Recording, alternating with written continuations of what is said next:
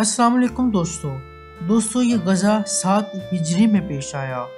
اس غزہ کے لیے حضور صلی اللہ علیہ وسلم محرم کے مہینے میں مدینہ سے خیبر کے لیے روانہ ہوئے۔ خیبر عبرانی زبان کا لفظ ہے جس کا معنی قلعہ ہے۔ یہ مدینہ سے تقریباً 172 کلومیٹر دور شمال کی طرف واقع ہے۔ دوستو وہاں یہودی مجابات تھے۔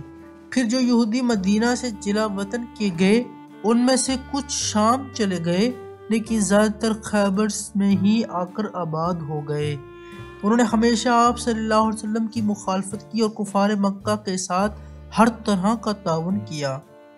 دوستو ان کے تعاون کے باوجود بھی جب کفار مکہ مسلمانوں کو شکست نہ دے سکے تو یہودی نے خود میدان میں مدینہ میں حملہ کرنے کا منصوبہ بنایا۔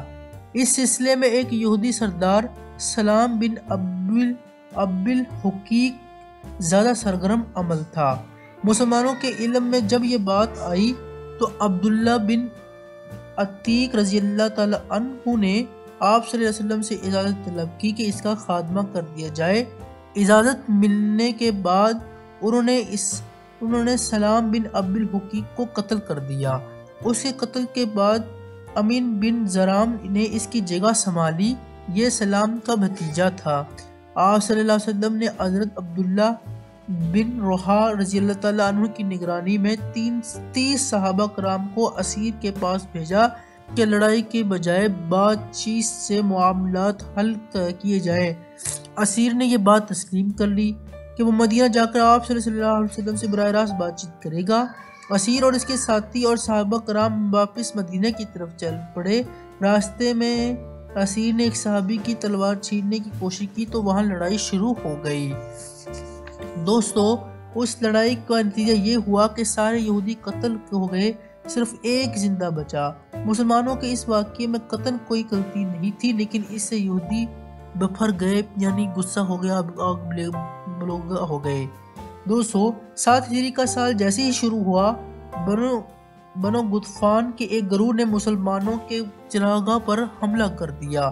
ایک صحابی جو وہاں اونٹیاں چرا رہے تھے انہیں شہید کر دیا گیا، اور یہ حضرت ابو ذر رضی اللہ تعالی عنہ کے بیٹے تھے۔ حملہ آور جاتے ہوئے بھی 20 اونٹیاں بھی اپنے ساتھ لے گئے۔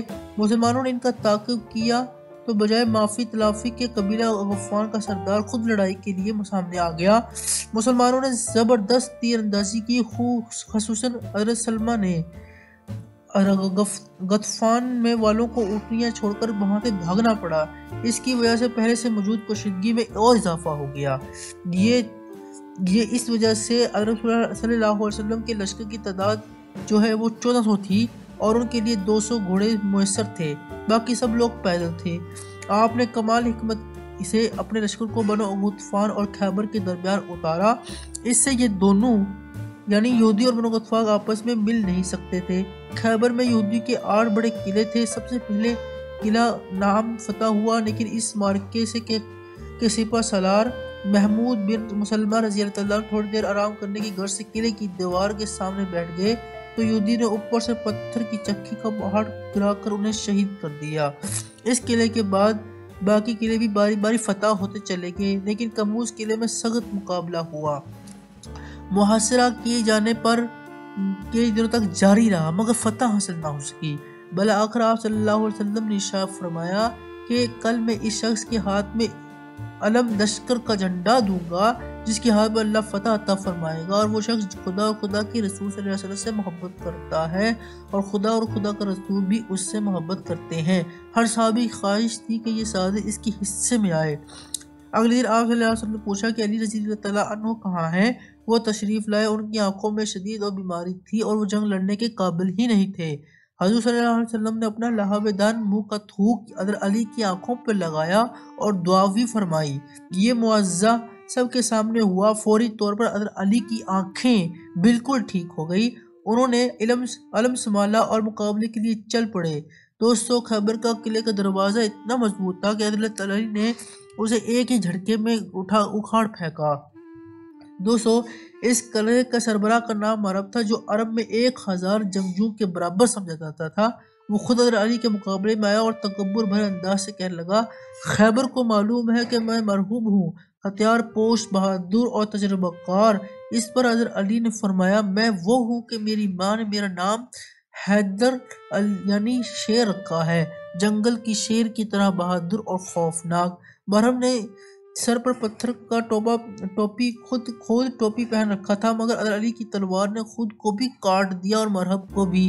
مرہب کے قتل کے بعد گھمسان کی جنگ ہوئی، اللہ تعالیٰ نے مسلمانوں کو فتح عطا فرمائی اور یوں آپ صلی اللہ علیہ وسلم کی پیشن گوئی بھی آپ کے سامنے سب کے سامنے پوری ہو گئی، جو آپ صلی اللہ علیہ وسلم نے ایک دن پہلے فرمائی تھی کہ کل میں اسے علم اس شخص کو دوں گا جس کے ہاتھ میں اللہ تعالیٰ کی فتح نصیب فرمائے گا۔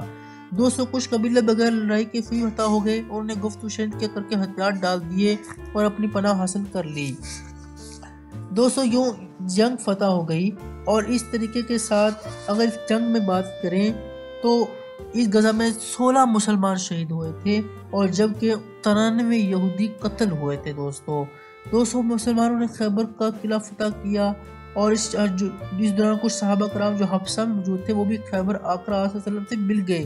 ان میں حضرت جعفر بن طیار بھی شامل تھے دوستوں، جنہوں نے دیکھا آپ صلی اللہ علیہ وسلم نے بوسہ دیا اور فرمایا واللہ مجھے نہیں معلوم کہ مجھے کس بات کی زیادہ خوشی ہے، خیبر کی فتح یا جعفر کی آمد۔